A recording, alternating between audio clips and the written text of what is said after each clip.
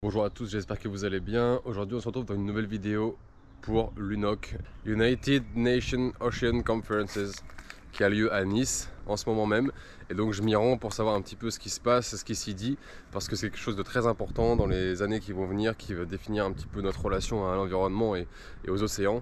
Donc je trouvais ça vraiment super important de pouvoir y être pour comprendre, commencer de comprendre, savoir les sujets qui sont présentés, les problématiques et plus globalement savoir où on en est en fait en termes mondialement en fait, savoir quelles sont les relations entre les États sur ces questions-là, ce qui est mis en place ou voilà, savoir vraiment où est-ce qu'ils en sont entre eux, est-ce qu'on est dans une prise de conscience, dans des débuts d'action, voilà, par rapport à l'influence et on va dire entre guillemets le marketing qu'il y a autour de ça. L'idée pour moi c'était vraiment d'être là présent et de savoir ce qui va s'y dire exactement. Qui est représenté, qui est là, qui n'est pas là, en termes d'ONG, en termes de pays. Voilà, pour moi c'est vraiment la première fois que je fais ça, la première fois que je vais assister à un congrès d'une telle ampleur internationale, notamment grâce à la carte de presse et donc un petit peu voilà, première fois pour moi de décortiquer un petit peu tout ça. Donc ça a lieu en gros du 9 au 13, moi j'y suis du 10 au 13, donc je vais vraiment le faire à mon niveau avec mes connaissances, sachant que comme je vous ai dit, pour l'instant je suis pas le plus calé sur le sujet, mais tout ce que je peux vous promettre en tout cas, c'est de le faire avec un maximum d'honnêteté et avec un maximum d'authenticité. Et il faut plutôt y voir, je pense, le côté insider, c'est-à-dire je vais essayer de vous montrer tout ce qu'on ne vous montre pas. Et c'est vraiment ça, ce à quoi je vais m'atteler pendant ces 3 jours. Petit disclaimer, la vidéo, ma prise de position, ça va pas du tout être pour démonter un camp ou un autre. Moi je suis partisan juste de montrer les choses telles qu'elles sont, donc c'est ce que je vais faire là, je vais vous montrer comment ça s'organise, je vais vous montrer ce qu'il y a, ce qu'on y trouve, et c'est à vous après de vous faire vos propres avis. Voilà, c'est ça que j'aime bien moi dans ce que je fais, quand je découvre des choses, c'est de faire découvrir, et vous faites votre propre avis. La première chose que je peux vous dire par rapport à cette conférence de l'UNOC, c'est que ça se passe ici, à Nice, au port de l'Olympia. Donc en fait on a toute la zone du port qui est réquisitionnée et organisée de manière à accueillir toutes les délégations internationales. Et donc en fait c'est une zone restrictive dans laquelle on peut accéder uniquement si on a un badge et qu'on est accrédité. Double accréditation même. Donc on retrouve juste ici, voilà, les endroits pour entrer où ils checkent les sacs, etc. Et ensuite sur tout le long du port, il y a différentes salles de conférence et différents intervenants, etc. Et toute cette zone là, elle s'appelle en fait la zone bleue. Il y a une zone bleue, une zone verte. Toute cette zone là sur la zone du port, c'est la zone qu'on appelle la zone bleue, donc qui est vraiment réservée aux délégations internationales, aux conférences, aux prises de parole politiques et des ONG. Donc voilà, là je viens de passer par exemple une zone de contrôle à laquelle on vérifie les sacs. Là donc c'est là où j'ai récupéré mon accréditation hier. Donc là je me dirige vers un autre bout du port où il y a beaucoup de navires en fait, de gros bâtiments qui sont des bâtiments des ONG, de différentes ONG qui sont là aussi pour afficher des messages et soutenir on va dire l'UNOC, ce qui se passe ici, cet événement, et en même temps diffuser leurs propres messages. Donc je vais essayer de me rapprocher, voir ce qu'il est possible de faire, peut-être de visiter, peut-être il y a des conférences, je ne sais pas exactement. En tout cas voilà, ces ONG sont présentes là avec des gros bâtiments, je vais aller voir ce qu'il y a de plus près. Donc là je suis arrivé au niveau des bâtiments. On a par exemple le Art Explorer qui est là, on a aussi la WWF, différentes ONG qui sont là, Oceano Azul Foundation. Et je vais essayer de rentrer dans un des bateaux, du coup on va voir. Je vais essayer le Art Explorer, on va voir ce que ça donne. Juste là.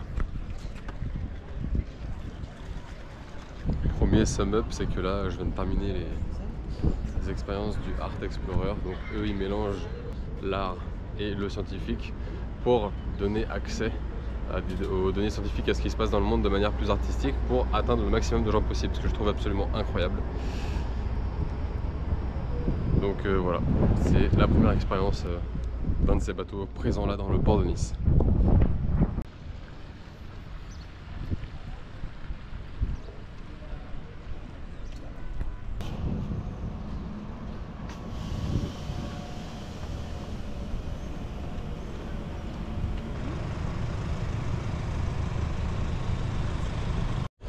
Donc il y a quand même certains bateaux sur lesquels on ne peut pas monter parce qu'il y a des événements privés qui sont organisés depuis un moment et donc il fallait s'inscrire. Voilà, c'est pas grave, il y a d'autres choses à voir, notamment juste derrière moi là-bas. Je me suis inscrit pour pouvoir voilà, aller visiter un bateau qui est le Thalassa, qui fait partie de la flotte océanographique française par l'Ifremer. Donc ce que je peux vous dire rapidement sur le Thalassa, qui est un navire du coup à destination scientifique, c'est qu'il a été créé en 1996. Donc comme le disait la personne à l'intérieur, je pouvais pas forcément filmer, c'est que il fonctionne toujours avec des cartes à l'ancienne. Voilà, c'est comme ça qu'il se déplace et qu'il se repère. Et surtout en fait, ce à quoi sert ce bateau, c'est à faire de la pêche, mais de la pêche à destination scientifique. Donc ils utilisent des chaluts et ils vont sur des périodes à intervalles régulières aux mêmes endroits, prélever de la masse, prélever ce qu'il y a dans l'océan aux mêmes endroits pour pouvoir faire des comparaisons et des études sur le long terme. Voilà, on a pu visiter un petit peu comment la vie s'organise, comment ça s'organise là-dedans entre les membres d'équipage qui sont environ 25, qui peuvent accueillir également 25 scientifiques, et comment ils collaborent et comment ils travaillent ensemble à l'intérieur du bateau. Ce bateau il opère principalement dans les zones maritimes françaises et européennes. Et voilà. Donc en gros sur ce port là, dans la zone bleue, il y a principalement des bateaux qui sont là, des bateaux d'ONG qui sont là en fait, et à destination d'information, mais il y a aussi des événements privés auxquels on ne peut pas forcément accéder, auxquels il fallait s'inscrire. Et puis il y a aussi pas mal de personnalités, ou en tout cas de délégations qui se rencontrent sur les bateaux pour échanger, échanger sur les points de vue et ce que eux vivent au sein de leur organisation. Voilà ce que je peux dire de ce qui se passe sur le port de Nice de ce côté là en tout cas. Et donc là je me rends une nouvelle fois de l'autre côté du port, donc où il y a tous les espaces 2, 3, 4, 5, 6, 7 pour voir ce qui s'y dit, essayer de vous montrer un peu de l'intérieur comment ça se passe et comment ça s'organise. Donc là, il y a plusieurs endroits de différentes tailles où il y a des événements de différentes importances. Voilà, toutes les délégations officielles échangent et interviennent sur des sujets précis. Donc c'est impossible d'assister à tout, en fait il faut regarder en avance, voir ce qui nous intéresse, etc. Là il faut que je regarde pour voir ce qui reste au niveau de la journée. On est jeudi. Et sinon on a ici une petite exposition flottante, voilà, d'ours qui sont à la dérive sur des banquises en plastique. J'avoue que quand j'ai vu ça, quand je suis arrivé la première fois, je trouvais ça assez fort quand même. Bonjour.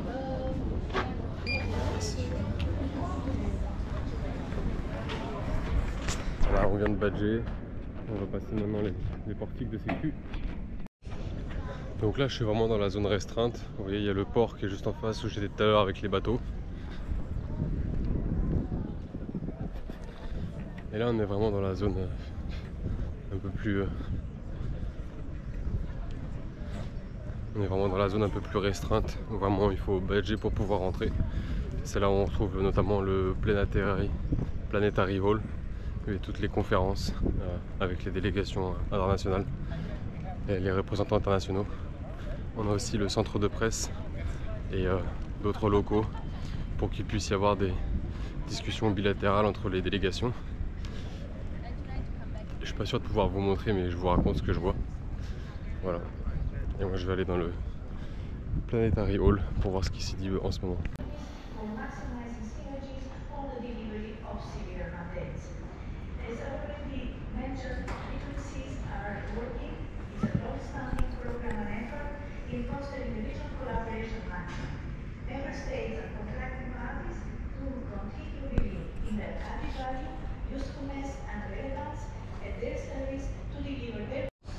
Là je viens tout juste de sortir du Ocean Action Panel, juste là, une conférence où chaque pays pouvait prendre la parole et donner son point de vue pour summarize un peu tout ce qui a été dit et sur les actions à mettre en œuvre. Donc je fais un petit résumé juste après, mais j'ai passé une bonne heure, 1h30 à écouter un petit peu tous les intervenants.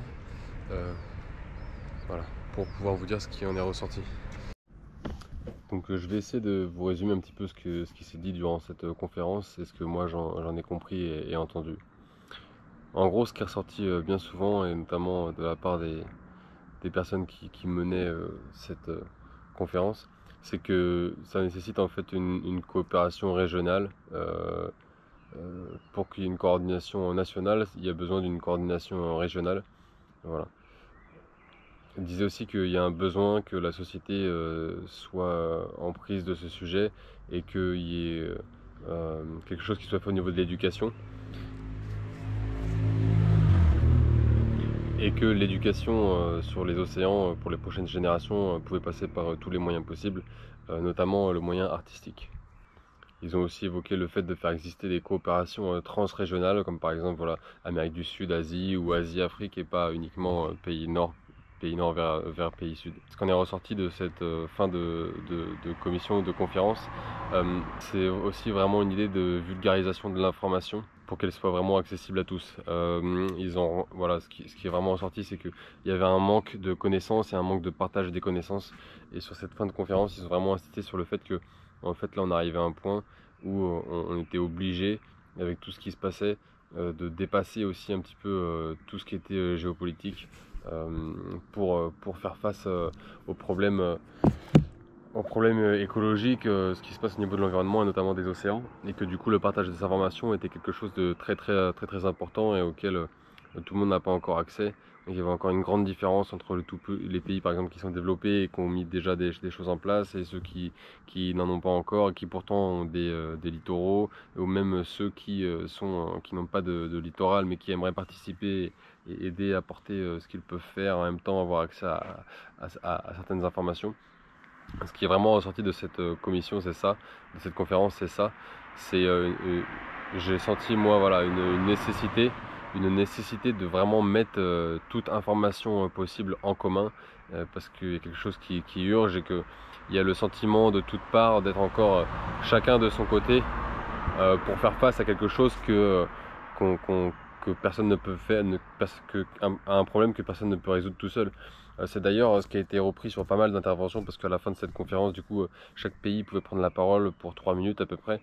Et c'est très souvent ce qui est revenu, c'est qu'il y avait un besoin de coordination régionale, donc conférence internationale, et qu'il y avait un besoin, conférence internationale des Nations Unies, et qu'il y avait un besoin de faire redescendre ça au niveau de la connaissance, de partage de la connaissance, on l'a dit, mais aussi au niveau du partage des moyens mis en œuvre et on va dire des moyens mis en œuvre pour développer des solutions, et que ces solutions-là devaient être à échelle régionale pour pouvoir avoir une emprise sur les différents territoires. Alors régional et transrégional, je pense, pour dire que ça ne devait pas s'arrêter aux frontières, voilà, et que ça devait être une coopération globale.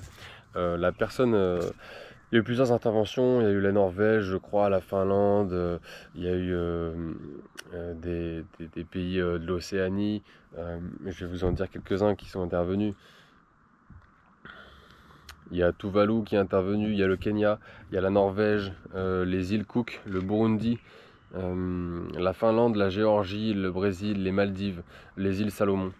Je pense que un de ceux qui était le plus marquant, c'était peut-être pour moi les Maldives et les îles Salomon. Les îles Salomon, j'ai écrit quelques notes sur ce qu'ils ont dit. Our Secretariat for the Pacific Regional Environment Program, or SPREP, our Scientific and Technical Agency, SPC, and our Fisheries Agency. Dit que l'océan nous réunit tous, mais nous sommes tous séparés pour gérer cela. Nous devons surmonter cet éloignement et faire face ensemble. Renforcer les mécanismes de gestion des océans avec des financements globaux, et créer des tables de coopération lorsque des lacunes existent. Prendre en compte aussi les nécessités locales. Il dit, nous devons traduire au niveau régional tout ce qui existe ailleurs au niveau mondial, parce que chaque intervenant a expliqué ce qui était déjà en place au niveau régional, donc c'était très intéressant. Donc là, l'intervenant des îles Salomon a dit ça. Nous devons traduire au niveau régional tout ce qui existe ailleurs au niveau mondial. Les plateformes de coopération sont primordiales. Il a conclu par une phrase très simple, un peuple, une planète, et il a été très applaudi. Également, l'intervention des Maldives était intéressante. Là, c'était plutôt son introduction. Il a commencé par une première phrase qui est je regarde dans cette salle et je vois d'autres gardiens de l'océan. Global ambitions. We are also participating in the new innovative financial initiatives for One Ocean Finance. We know cooperation isn't always easy. Small states like Maldives often bear the cost while others benefit. True cooperation means shared accountability. Those who gain must also give. Like ocean currents, our solution must cross all borders. So today, let us reaffirm our commitments to true cooperation, where coastal states are heard, small-scale fisheries are centered, and small nations are engaged and empowered.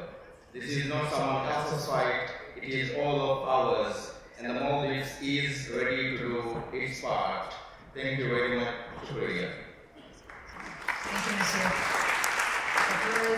Nous sommes engagés dans cette préservation. Alors il disait qu'à son échelle, à leur échelle à eux, aux Maldives, ils dépendent de la pêche du thon et des pêches partagées, et qui se battent aussi depuis 2011, qui plaident depuis 2011 pour une pêche durable et avec des règles strictes. Voilà, pour chaque pays, c'est vrai que chaque pays rappelait un petit peu ce qu'il avait déjà mis en œuvre, et pour mettre en commun ce qui était possible de faire en fait. Donc l'impression que j'ai eue, c'est que c'était une rencontre internationale de choses qui s'étaient peut-être pas forcément dites avant, ou en tout cas d'émergence de solutions qui étaient déjà appliquées ou appliquées à des niveaux, à un niveau local ou régional. Mais là, c'était une prise de conscience internationale qu'il fallait dupliquer et mettre en commun les solutions déjà existantes pour pouvoir les dupliquer à l'échelle internationale. C'est vraiment ça dont j'ai eu l'impression. Voilà. C'est que localement, il y avait déjà des solutions qui étaient un petit peu mises sur la table de part et d'autre, mais que là, j'ai l'impression d'avoir assisté à une mise en commun, on va dire, de ces solutions et des possibilités existantes, de la relation de la mise en relation de ces différentes possibilités. Pareil, le Brésil a rappelé qu'il y avait le Zopacas qui existait déjà, qui sont engagés pour dénucléariser l'Atlantique Sud. Voilà, ils demandent l'aide des Nations Unies pour développer le champ d'action de Zopacas. Voilà, et nous sommes conscients que nous avons aussi des efforts à faire et qu'on pourrait apporter plus de consistance. L'Atlantique Sud ne devrait pas nous séparer mais nous réunir. Voilà. La Géorgie qui dit que nous devons mener une riposte collective et engagée. La Géorgie est pleinement consciente de la nécessité d'une coopération collective et d'un besoin des partages de données. Donc ça, c'est revenu vraiment très très souvent. La Finlande, par exemple. However, it is at the regional and sub-regional level that we do most of the practical implementation. No two regions of the world are identical, and it is therefore a massive strength of our international system to implement things largely at the regional level. We formulate approaches and solutions based on what best fits the unique circumstances of each region and stay away from one-size-fits-all policies. La Finlande est partisan de longue haleine des coopérations mondiales, faire d'héberger la plus vieille coopération. Leur cible, c'est de préserver 30% de la faune en mer Baltique, que 30% de la faune en mer Baltique soit sous protection d'ici 2030. Mais ils disent que ça dépend des mesures ça dépend de qualité des mesures de conservation et pas du nombre de mesures. Donc eux, ils visaient plutôt à pointer du doigt la qualité des mesures et pas la quantité. Le Burundi a pointé du doigt le fait que l'océan est un patrimoine commun de l'humanité et qui s'engage pour tout renforcement de toute forme de coopération pour répondre aux défis interconnectés qui menacent les océans. Il a fait part de quelques observations, comme ils ont dit. Le rôle fondamental des organisations régionales. Les États sans littoral demandent un principe de solidarité internationale. Voilà. Il favorise aussi, il disait, les émergences de coopération innovantes et l'intensification des créations de données interrégionaux. Donc il y a vraiment cette idée dans chaque intervention de dépasser les frontières, les limites de tout en fait, que ce soit géographique, géopolitique, étatique et même à l'intérieur de chaque pays, que ce soit à dire une réponse transversale en fait, une réponse qui ne se limite pas à chaque institution qui sont déjà créées dans les pays quoi. que la réponse doit être globale et donc dépasser toutes les formes déjà mises en œuvre et toutes les institutions et tous les cadres en fait qui sont déjà mis en place.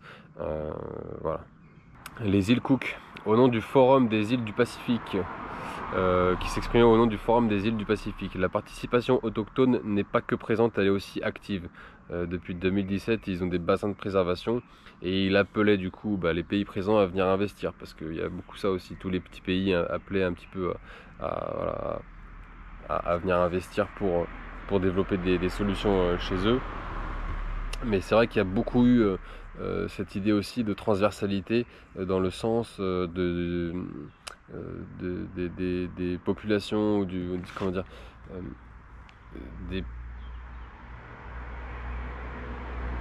que les solutions ne venaient pas forcément des pays les plus développés et qu'il y avait vraiment des connaissances à mettre en exergue, et notamment du côté des communautés autochtones. Donc ça, c'était vraiment très intéressant. Moi, c'est la partie que j'ai préférée, parce que l'intervention que j'ai préférée, c'est vraiment ça, c'était le petit pays et puis les communautés autochtones qui s'expriment à ce sujet-là, pour dire qu'eux aussi, en fait, de tout temps, sont très déjà impactés par ce qui se passe, et puis très investis. Et là, ont envie de montrer qu'il y a une solution collective, commune, internationale qui est possible, notamment aussi à travers leur voix et les solutions qu'eux mettent déjà en pratique à échelle locale. Donc ça, c'était vraiment très intéressant. Voilà. Que de par aussi leur mode de vie, ils avaient des solutions et des choses à proposer, et que leur voix pouvait compter. La Norvège disait que aucun de ces phénomènes ne s'intéresse à la géopolitique. Nous devons surmonter les questions géopolitiques pour résoudre ce problème commun. L'ONU doit montrer la vraie voie et fixer le cadre. Nous devons pouvoir avoir confiance sur la coopération régionale, encore une fois. Voilà. Ça, c'est plus sur le prisme de la confiance. Le Conseil de l'Arctique est un exemple de la coopération. Donc eux aussi rappellent quelque chose de régional qui fonctionne, dont ils disent qu'il y a 8 pays dans cette coopération, et dont des pays et dont des communautés autochtones. Rien n'est acquis et il est nécessaire que tout le monde s'engage pour les autres et pas pour ses intérêts propres. Ça, c'est la Norvège qui a soutenu ça aussi. Protéger ensemble ce que personne ne peut protéger seul. Ça, c'est une phrase qui est revenue très souvent aussi. Le Kenya. Alors le Kenya, il nous a dit que la coopération est un pilier de la réussite. Il faut une intendance collective. Nous avons des programmes régionaux, gestion de la pêche durable, adaptation du changement climatique et développement d'infrastructures, notamment les ports, ils ont dit. Le Kenya confirme son engagement au niveau régional et interrégional pour préserver l'océan pour les générations futures. Tuvalu. Tuvalu, c'est 39 membres de l'Alliance insulaire. Notre océan est indispensable. Et ça fait 26 000 km² sur la Terre, et Tuvalu et l'Alliance insulaire, c'est 750 000 km² d'océan. L'UNOC nous rappelle ce qui doit être priorisé. Préserver les océans, Océan 2030 et la vision. Notre union insiste sur la coopération de tous. La crise est plus grave que ce que nous pensions. Pour nous, ce ne doit pas être des paroles uniquement, mais des actes. Voilà, ça c'est très important, et c'est toujours les petits pays qui ont plutôt avec fermeté rappelé ça, je trouve en tout cas. Voilà, donc pour nous l'engagement ne doit pas être uniquement dans la parole, mais dans les actes, et partager les connaissances et la mise en commun est importante. Exemple, nous avons obligation de fournir des aides concrètes pour mettre en œuvre des mandats, mécanismes de coordination de l'océan. En fait, là, il expliquait que dans leur dans leur alliance insulaire, il y a déjà un système qui permet de contrôler en fait les décisions qui ont été prises en amont, notamment via des conférences, etc. Donc là, il rappelait en fait que voilà, l'UNOC c'est bien, en gros, mais restons pas que dans la parole, et regardez, nous on a déjà des systèmes qui permettent de contrôler ce qui se passe, si j'ai bien compris. Voilà. Il y a des lacunes en matière de finances, il rappelle, partage des données, et notamment aussi est très important. Il y a trop de compartiments entre les cadres régionaux, etc. Tout le monde est de son côté et c'est pas très efficace. Il nous faut intégrer tous les éléments existants pour coordonner des connaissances et actions. Privilégier la science, la connaissance, la mise en œuvre, les plateformes de coordination. Nous devons nous engager à collaborer à tous les niveaux pour léguer un océan durable. Voilà. Donc aujourd'hui, vendredi 13, dernier jour de l'UNOC officiellement, de toutes les conférences, de tous les débats. Donc je vais essayer de voir le programme et d'assister à une nouvelle conférence pour voir si j'entends ou si je découvre d'autres informations que ce que j'ai déjà découvert hier et que je vous ai expliqué. Donc let's go. So I have taken too much time, but I cannot more than be enthusiastic about it and say you have a big challenge. So it's an honor to me to share this time with you between Conservation International that has done so much for blue carbon and has put it in the map seriously with science, with investigation, with research, with bringing it up to countries and communities. And with the government of Brazil, the next COP, big task. And Costa Rica as co-host of UNOC, so it's an honor to be here, and I'm going to listen more to the presentation and stay here with you. Thank you very much.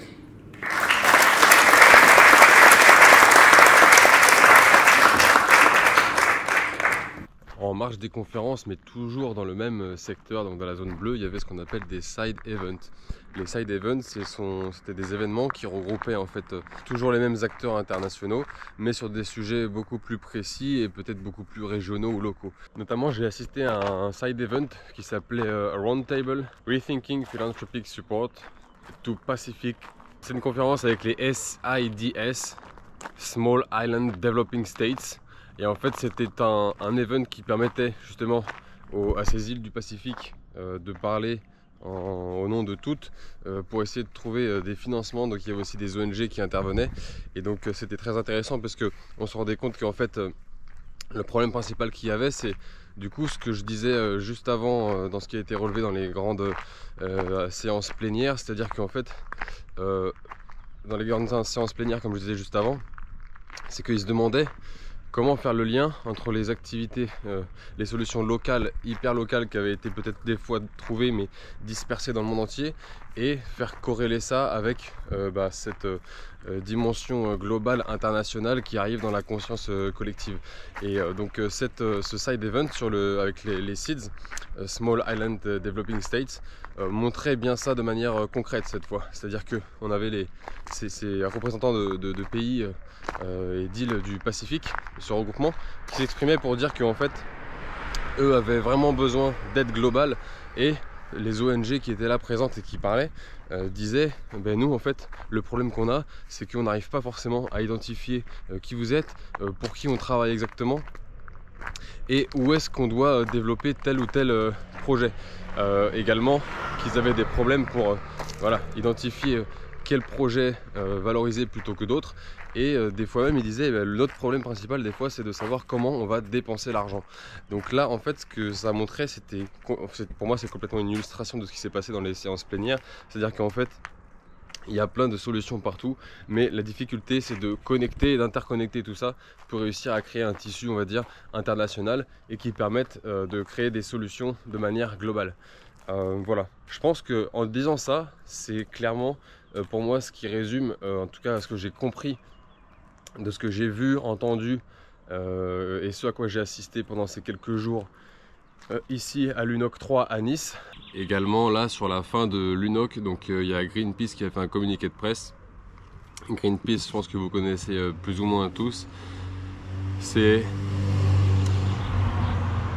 l'ONG qui est menée par Paul Watson dans la défense des cétacés, plus particulièrement des baleines. Donc qui défend les baleines concrètement en allant attaquer des bateaux, des choses comme ça. Donc Greenpeace qui a été interdit d'entrer dans le port de Nice aussi parce qu'ils ont eu peur que qu'ils viennent perturber le bon déroulé et l'action de l'UNOC. Mais Greenpeace qui fait quand même un communiqué de presse pour expliquer son point de vue. Je vous le lis tout de suite. Voilà. La conférence des Nations Unies sur l'océan UNOC 3 s'achève aujourd'hui avec un bilan mitigé. Des progrès significatifs vers la ratification du traité sur la haute mer y ont eu lieu. Une fois ratifié, ce traité sera l'instrument juridique unique permettant de créer des zones protégées dans les eaux internationales. Ce qui en fera un élément fondamental pour la protection de 30% des océans d'ici à 2030. Une déclaration forte sur un nouveau traité sur les plastiques a également été signée par 95 gouvernements. Cependant, la stagnation des ambitions françaises sur ses propres aires marines protégées, AMP, laisse un goût amer. La France, pays hôte de la référence, avait une opportunité historique de montrer l'exemple, mais aucune annonce concrète n'a été faite sur l'extension ou le renforcement de ces aires marines protégées, en particulier sur le sujet du chalutage de fond, qui a été central lors de cette conférence. A l'inverse, le Royaume-Uni ou encore le Danemark vont interdire cette technique de pêche destructrice dans 50% de leur AMP. Une occasion ratée pour Emmanuel Macron qui s'oppose en champion des océans, déclare François Chartier, chargé de campagne des océans chez Greenpeace France. Voilà. Je vous lis pas le reste parce qu'il y a encore beaucoup de choses, mais en gros, eux, ils tablent sur quelque chose d'assez mitigé, mais en même temps, ils disent qu'il y a des avancées concrètes. Donc je pense que c'est aussi ça le rôle d'une ONG, c'est d'être jamais assez contente pour faire progresser toujours un peu les choses, ce qui est très légitime, mais si c'était si négatif que ça, est-ce qu'ils auraient forcément appuyé sur le fait qu'il y a des avancées quand même concrètes et quelque chose qui a été signé par plus de 95 pays, sachant qu'il y avait 95 pays présents, notamment sur les plastiques. Donc voilà, c'est un élément un peu extérieur que je peux amener pour amener une autre dimension et un autre angle de compréhension à ce qui a pu se passer aussi ici à l'UNOC. Alors également pendant l'UNOC sur le port, j'ai pu visiter des bateaux scientifiques, notamment le bateau de la fondation Tara, qui faisait visiter son bateau et aussi qui expliquait du coup comment le bateau fonctionnait, qui est-ce qu'ils accueillaient à bord, etc. Également dans cette présentation, du coup, on était en contact avec deux personnes à bord, une personne qui est plutôt en charge de la logistique et puis un scientifique qui nous ont donné des explications aussi sur les avancées qui ont eu lieu à l'UNOC 3 à Nice. Alors ils nous expliquaient que du coup il y avait notamment eu des accords sur le BBNJ. BBNJ c'est Biodiversity Beyond National Jurisdiction. Et en fait il s'agit d'un traité de protection de la biodiversité qui avait déjà commencé il y a 2 ans. Et il fallait 60 pays pour que le texte puisse entrer en vigueur. En arrivant à Nice, il n'y en avait que 29 qui l'avaient signé. Pendant l'UNOC, il y en a 51 en plus qui ont signé. Après l'UNOC, il y en avait 5 en attente. Et il y a eu 15 promesses de dépôt à l'ONU dans les mois à venir. Ce qui au total fait une centaine de signatures, dont à peu près 70% qui ont déjà été réellement signés et une vingtaine en attente. Donc ce qui permet du coup au traité de rentrer très certainement en vigueur dès le mois de septembre et de commencer à planifier pour l'année prochaine un sommet spécifique sur l'océan. Également l'autre avancée majeure qu'il y a eu pendant la United Nations Ocean Conferences, c'est également le traité sur les plastiques qui est en négociation en ce moment. Et il y a 96 pays qui ont signé pour une réduction massive de la production de plastique, ce qui est quand même une avancée majeure qui a eu lieu du coup là à l'UNOC à Nice. Alors là où il y a eu une petite déception sur l'UNOC, d'après les personnes qui étaient présentes sur Tara et qui nous expliquaient les expéditions scientifiques et les avancées de l'UNOC, c'est que sur l'exploitation minière des fonds marins, ils ont été quand même un peu déçus. Parce qu'avant l'UNOC, il y avait 32 positionnements en faveur d'un moratoire contre les exploitations minières des fonds marins. Et au final, à l'UNOC, on est ressorti que 5 signatures, ce qui est extrêmement peu, voire tout à fait dérisoire. Par contre, du coup, le scientifique et la personne qui nous a accueillis sur Tara nous expliquaient que malgré cette déception, il y a quand même 60 banques qui se sont engagées à ne pas du tout financer l'exploitation minière des fonds marins, ce qui du coup engendre quand même, on va dire, une certaine consistance dans le fait de ne pas aller dans ce sens-là, puisque comme il le disait, le moins il y a de personnes qui s'engagent dans ce système-là, plus les coûts vont être élevés parce qu'il y aura moins de personnes qui l'auront fait, donc il y aura toujours de l'innovation à aller chercher et donc ça coûtera toujours plus cher, et plus ça coûte cher, moins ils auront la capacité de le faire et plus ils seront dissuadés, puisque de toute façon c'est l'argent qui fait tout avancer. Maintenant, concernant la protection des fonds marins, on est toujours sur Tara. La personne nous expliquait qu'il y a eu une énorme avancée en Polynésie française, parce qu'il y a eu plus de 1 million de km² mis en protection d'aires marines. Là encore, il faut faire attention parce qu'on a déjà des aires marines qui sont déclarées comme aires marines et qui ne sont pas forcément protégées, où les fonds marins ne sont pas forcément respectés, donc c'est quelque chose qu'il faut suivre, évidemment. Mais la chose qui est bien, c'est que justement il y a déjà cette déclaration. Ça montre du coup qu'une grande partie de la surface des océans en Polynésie française qui va être du coup protégée, ou en tout cas qui va entrer dans ce processus, ce qui est quand même déjà un énorme engagement. Une autre déception par contre, toujours sur la protection des aires marines, c'est qu'en France, de ce qui s'est dit apparemment, personne ne comprend rien, personne n'a rien compris où on en était, qui voulait faire quoi et ce qui était possible ou pas. Donc ça a un petit peu bégayé et tout le monde s'est pris un peu les pieds dans le tapis. Il n'y a pas eu d'avancée à ce niveau-là. Voilà, c'était la dernière petite mise à jour que je pouvais faire concernant ce que j'avais pu voir à l'UNOC, notamment là via un petit résumé, via un scientifique, des personnes qui ont participé et qui ont eu des échos beaucoup plus précis sur les résultats des conférences de l'UNOC. Donc voilà ce que je pouvais en ressortir. Donc voilà le résumé que je peux vous faire un petit peu de l'UNOC au niveau des conférences et de ce qu'il peut s'y dire et de ce que j'en ai compris. C'est que en fait voilà, on est plutôt dans une mise en commun des solutions qui sont locales et d'une réflexion qui est internationale. Donc pour moi, ce à quoi j'ai assisté, c'est vraiment ça, c'est vraiment ce point de rencontre de ce qui se passe au niveau de la réflexion globale et d'une action locale qui a déjà parfois commencé à certains endroits. Et les deux doivent se rencontrer pour créer quelque chose vraiment d'efficace et dans l'action au niveau international et pas rester simplement dans quelque chose de réflexif, dans la réflexion et dans les hauteurs. C'est ce que moi j'en ai compris, c'est ce que j'ai entendu des personnes qui se sont exprimées. Voilà. Après aussi beaucoup d'autres conférences qui ont eu lieu, c'est pas possible forcément d'assister à tout. J'espère en tout cas avoir pu vous apporter un petit éclaircissement de ce qui a pu se passer. Si vous vous demandiez ce qui peut se passer dans ce type de conférence, dans ce type d'endroit dans lesquels on n'a pas forcément souvent accès, c'est avec grand plaisir que je fais ça et que je vous partage ça. Encore une fois, je ne suis pas forcément le plus calé sur le sujet. Je suis simplement un citoyen curieux qui a envie de comprendre dans quel monde on vit et dans quel sens on va. Et c'est dans cette dynamique-là que j'ai souhaité participer à tout ça, assister à ça et vous le partager. Voilà. C'est le projet Faraway, comme je le dis toujours, c'est de comprendre le monde dans lequel on vit et pour comprendre dans quel sens on va et dans quel monde on va vivre. Voilà, je pense qu'on est en train de vivre aussi un changement de paradigme, je le dis depuis longtemps, là ça commence à être quelque chose que tout le monde dit aussi. Et donc je pense que c'est important de bien pouvoir comprendre ce qui se passe, de pouvoir s'informer le plus possible et j'essaie de contribuer à ça, du moins autant que je peux, autant que je puisse. Voilà. N'hésitez pas du coup vous aussi à apporter des éléments de réponse en commentaire ou de ce que vous avez pu voir ou de votre point de vue. Si jamais même vous étiez à l'UNOC et que vous avez des choses à dire, je prétends absolument pas avoir toute la vérité. J'ai participé à quelques conférences par-ci par-là et j'ai visité quelques endroits aussi dans cette UNOC. Donc voilà, il est impossible de tout restituer de manière fidèle, même si c'est l'intention. Et donc c'est pour ça que je vous invite vous aussi à apporter ce que vous savez, ce que vous avez vu, ce que vous en avez compris, juste en dessous dans les commentaires pour qu'on puisse